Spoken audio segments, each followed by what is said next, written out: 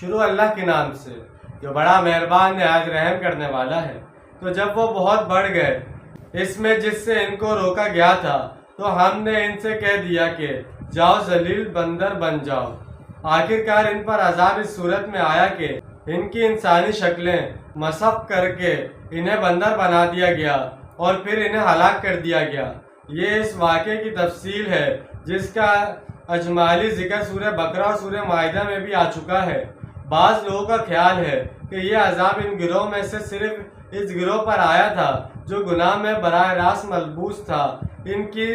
دلیل یہ ہے کہ نہیان منکر کرنے والے لوگوں کے بارے میں واضح طور پر بتا دیا گیا ہے کہ ہم نے ان کو بچا لیا جو بدی سے روک رہے تھے، اور جو گناہ گار تھے ان کے بارے میں بھی صراحت سے بتا دیا کہ ہم نے پکڑ لیا ان لوگوں کو جو گناہ میں ملوث